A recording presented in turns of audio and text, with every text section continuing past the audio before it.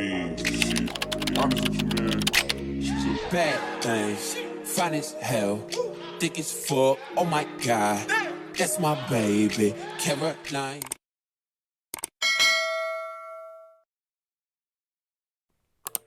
Hello everyone, welcome back to my channel. Class is back in session. In today's lesson, I'm going to be showing you guys how to get perfectly bleached invisible knots, as well as give you guys some tricks on how to tackle those hard to bleach, thick, fat ass knots, okay?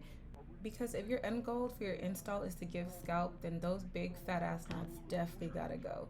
With that said, get your pen and paper and let's get right into today's lesson.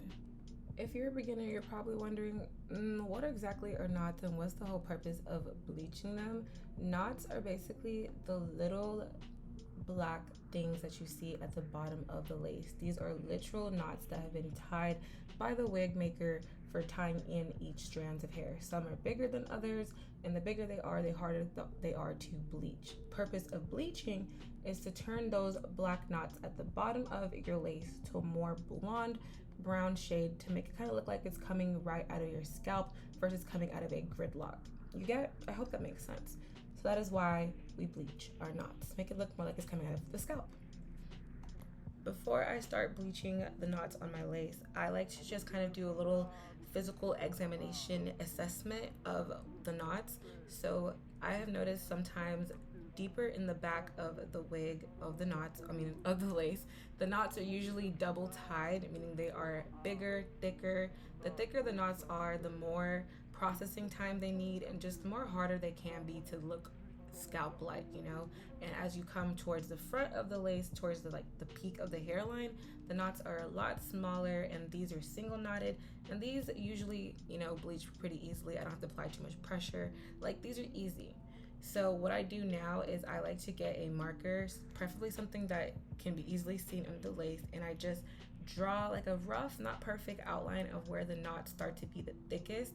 So that way I know to bleach this part first, and I save the single knotted knots in the front for, you know, last. After I've mapped out where the knots are, I can go ahead and start mixing together my bleaching solution. For bleaching, I like to use just BW Carol's bleach. This is very generic standard. I'm sure everyone has seen this. If you haven't, hi, hello to her. And I like to mix it in with a 40 volume developer. I use 40 volume developer because I feel like it's fast enough and strong enough to lift the knots to the color that I'm looking for. If you're a beginner, I feel like you can go with 30 volume developer because it's not going to be as fast as 40. You can also use 20 if you're really scared, but personally, I feel like 20 doesn't really lift it to the blonde color that I'm going. I feel like with 20 volume developer, I probably have to like bleach it twice. When it comes to mixing, I like to use a hair coloring brush, like, you know, and sometimes I'll use a popsicle stick. The popsicle stick is mainly for spreading my bleach. You can use a plastic knife, plastic fork, anything that you want to mix as long as it is not metal.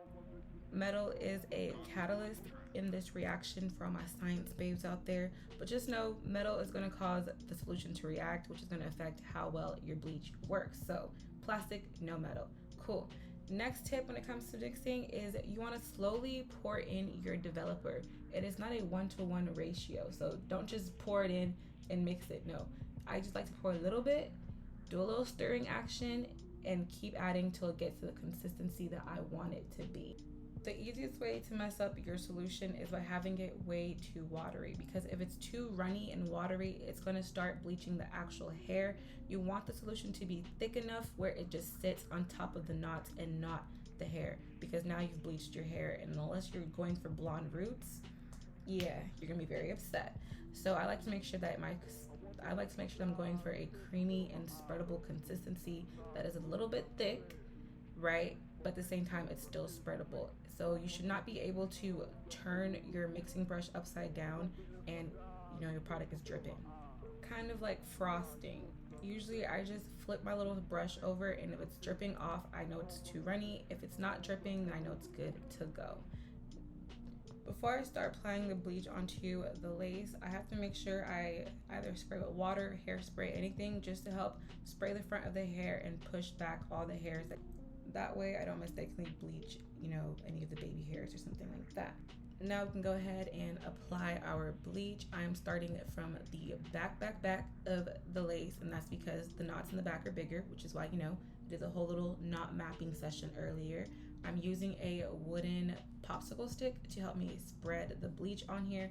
I like using this versus the actual mixing brush that I use because I feel like it just kind of helps me get a nice even spread, and I can also control how much pressure I'm using better by using this. Speaking of pressure, when it comes to really big knots, I found that you kind of have to slightly over bleach the knots, meaning that like I have to put a little bit of pressure and push this bleach past just the tip of the knots, okay? I don't know if this makes sense verbally, but I'm gonna flip the wig over to show you guys what I'm saying. But just push a little bit of pressure to really get that bleach to peek through to cover those really big knots in the back.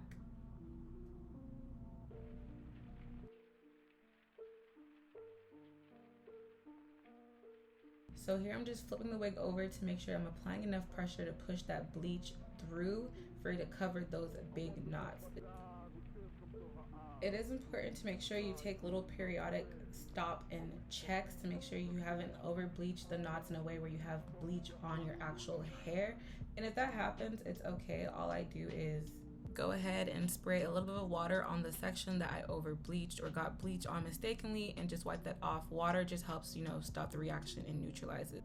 I noticed I wasn't pushing the bleach through enough for it to really cover up the knots, so here I'm just using my popsicle stick to really push that bleach through, which is why it's important that you have thick bleach, because since it's thick enough and me pushing it, it's not going to cause it to actually start running and dripping into the hair.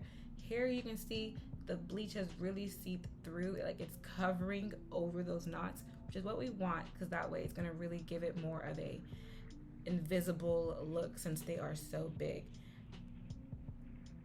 Now I'm going in and I'm just finishing up the rest of the hair up till the point of where I marked the knots start to get smaller and become single knots.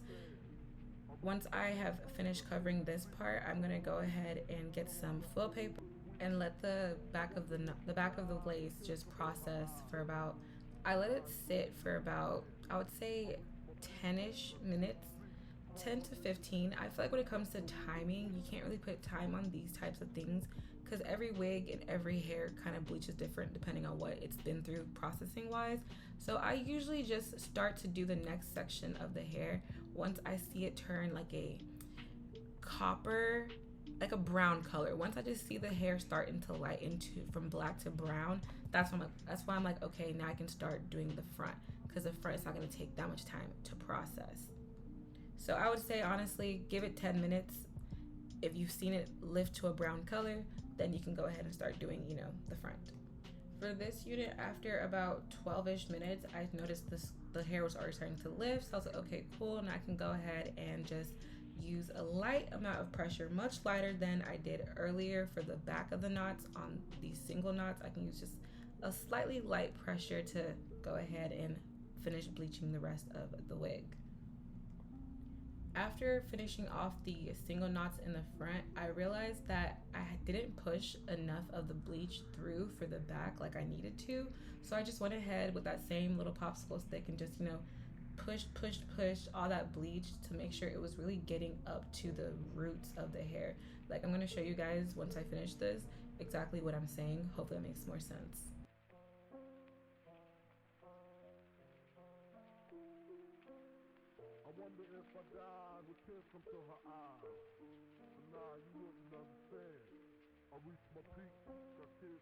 So here is more of a close-up of what I'm saying. As you can see towards the back, that bleach is really pushed up a lot out of the hair, and that's fine because I really want to cover those big knots. And here towards the front, I tried my best to be very gentle without applying too much pressure.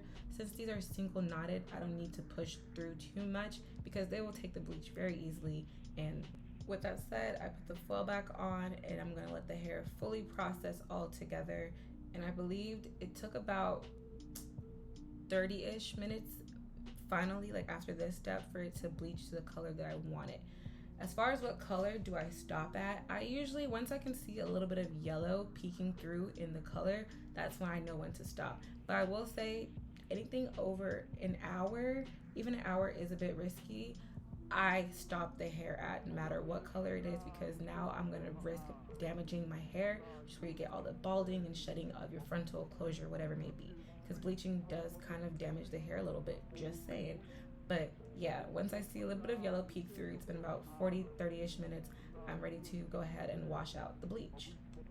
When it comes to washing out the bleach, I don't have any special procedure besides I just like to wash it with the wig open up towards me, so like the bleach can kind of just run downwards.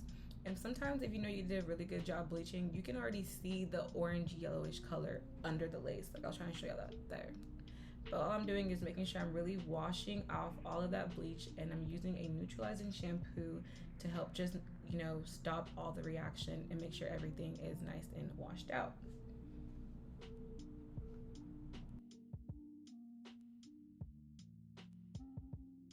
Typically after you bleach the knots, it's normal for your lace to look a bit orangey, or the roots of it to look a bit orangey, and that's cool. That's why I'm going to be using a blue and purple shampoo combination to help take these orange knots to a much more neutral, natural color, because my scalp is not orange and neither is yours. If it is, no comment. But I don't judge here, it's okay. In the past, I used to just use purple shampoo because that's what I was told from the internet, like you guys, to do. But I realized I need to use a combination of purple and blue shampoo. On the color wheel, orange is canceled out by blue and yellow is canceled out by purple. So I don't know why we've always thought that we had to use just purple shampoo. Here I'm just going in first with my purple shampoo, and I'm letting this sit on the lace for about 10-ish minutes, sometimes maybe even longer, but not too long, like 10 to 15. And when I'm using this, I make sure I'm really lathering that pigment, because you want to get that purple color all over the lace. So I make sure I saturate the hair with it, lather it in, and I let it sit for about 10 to 15 minutes. Then I come back, wash that completely out, and I go in with my blue shampoo, and I let this, you know, saturate, lather, and also sit for another 10 to 15 minutes.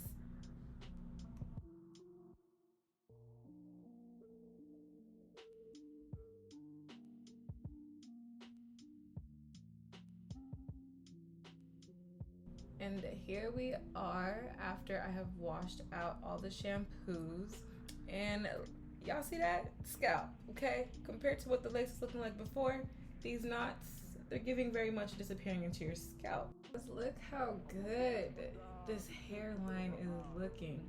But the combination of my plucking and my not bleaching, whew, this wig was set up for a successful Scalpiana install. While yes, you could definitely go ahead and install this wig without doing any bleaching, plucking, and just, you know, finesse it that way. But I find that especially when it comes to doing like side parts or just extra styling, having those really properly bleached knots like I'm showing you right here, it just makes the wig look a lot more realistic than it would if you didn't do any of the work. But I went ahead and did my little regular installation, glueless as always. I have detailed videos on those if you're interested. And here we are with the final look of the hair, and you can see it's giving very much my hair, my scalp. How many times will I say scalp? While I understand all these steps might be a bit extra and very detailed, but as you can see, it really does pay off in the final results. This hair is looking a lot better than it would have looked if I just went ahead and didn't bleach the knots or do those extra steps to really get it to look, you know, scalp-like, as I use that word for the 500th time. Thank you guys so much for watching. I hope you found this to be a very helpful and useful video, and you know, comment down below. I love talking to you guys. Make sure you like the video because that helps me know that you enjoyed it and you want more content like this. And make sure you subscribe if you haven't subscribed, because what, do you hate me or something? Anyways, I'll see you guys in another one. Make sure you like, comment, and subscribe, and peace out, Girl Scouts. Goodbye.